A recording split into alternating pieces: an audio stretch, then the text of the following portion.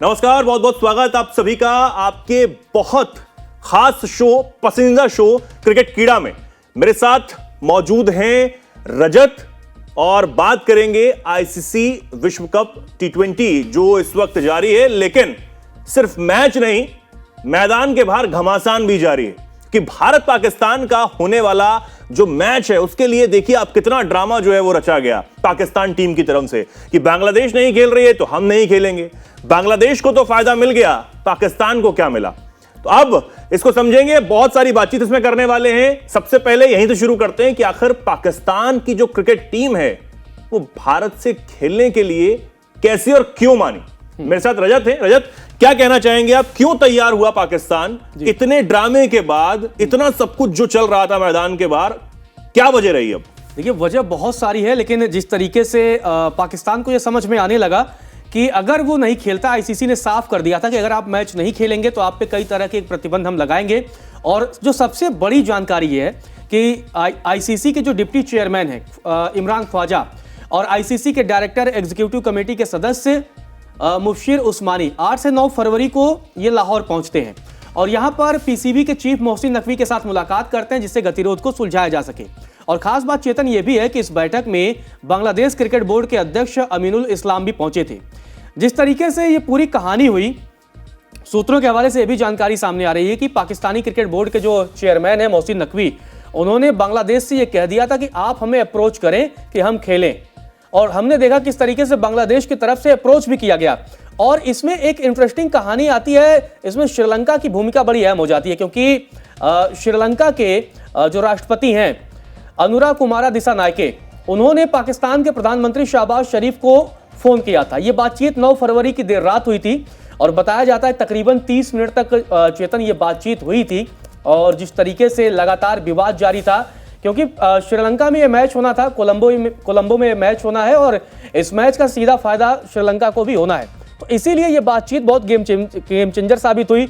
और क्योंकि श्रीलंका ने जब दबाव बनाना शुरू किया तो पाकिस्तान राजी हो गया। इससे पहले पाकिस्तान लगातार कई शर्तें रख रहा था और श्रीलंका के विदेश मंत्री विजिता हेरात हैं, उन्होंने एक बड़ा बयान दिया। उन्होंने इस पूरे मसले पर कहा कि राष्ट्रपति और प्रधानमंत्री के बीच फोन पर लगभग 30 मिनट तक बातचीत हुई। यह शुद्ध रूप से क्रिकेट कूटनीति है।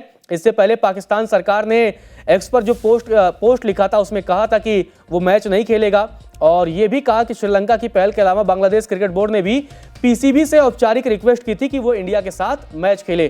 तो आप लगातार देख रहे होंगे चेतन के लगातार एक दूसरे के साथ मतलब विवाद जारी है और उस विवाद के बीच पाकिस्तान के हमने वो 3 शर्तें भी बताई थी कल के वीडियो में, किस तरीके से पाकिस्तान ने 3 शर्तें रखी थी आईसीसी के सामने। चेतन, पहली शर्त थी कि आप जिस तरीके से रेवेन्यू है, रेवेन्यू बढ़ाया जाए। दूसरी शर्त है कि बीसीसीआई के साथ यानी भारत के साथ बायलैटरल सीरीज कराए और तीसरी शर्त थी कि हैंड से कराए। तो ये तमाम चीजें हुई लेकिन पाकिस्तान बैकफुट पर आता गया। पाकिस्तान के पास कोई ऑप्शन नहीं था क्योंकि बांग्लादेश के पास एक फिर भी कहिए वो सुरक्षा के मद्देनजर भारत में नहीं खेलना चाहता था, लेकिन पाकिस्तान के पास क्या है, आप नीदरलैंड के खिलाफ कोलंबो मैच खेल सकते हैं तो आप भारत के साथ क्यों नहीं खेल सकते?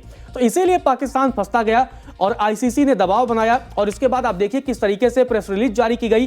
पीसीबी के प्रवक्ता हैं आसिम मीर, उन्होंने बयान जारी किया और बताया कि पाकिस्तानी टीम अब खेलेगी। और इसमें आप देखेंगे किस तरीके से चेतन की वहां की गवर्नमेंट को भी इन्वॉल्व किया गया। शहबाज शरीफ की सरकार द्वारा पहले कहलवाया गया कि नहीं, पाकिस्तानी टीम भारत के खिलाफ मैच नहीं खेलेगी और अब फिर से कहलवाया जा रहा है, अप्रूवल लिया जा रहा है कि पाकिस्तान अब खेलेगा। तो मतलब कुल मिलाकर ये यूटर्न पाकिस्तान ने लिया है और अब पीसीबी ने सीधे तौर पर कह दिया भाई हम मैच खेलेंगे।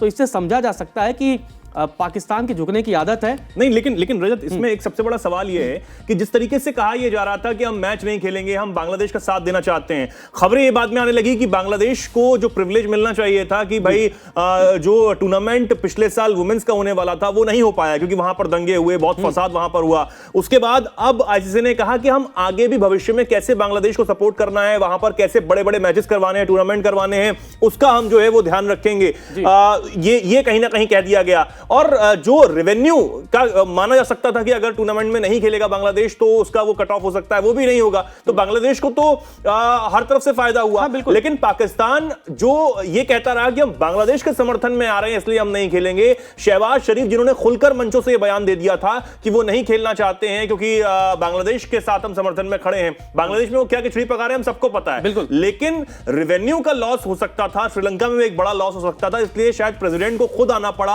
और शहबाज शरीफ से जो है वो बात करनी पड़ी।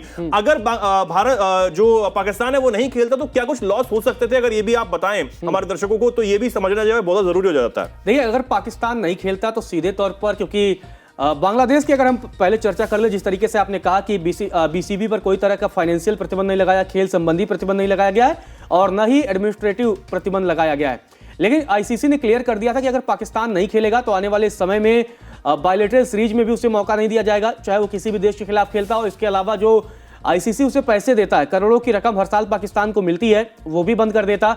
इसके अलावा अगर हम बात करें कि पीएसएल जो वहां पर होता है, पीएसएल में विदेशी खिलाड़ी भी खेलने जाते हैं, उससे भी निश्चित तौर पर पाकिस्तान की जो लीग है उसको एडवांटेज मिलता है।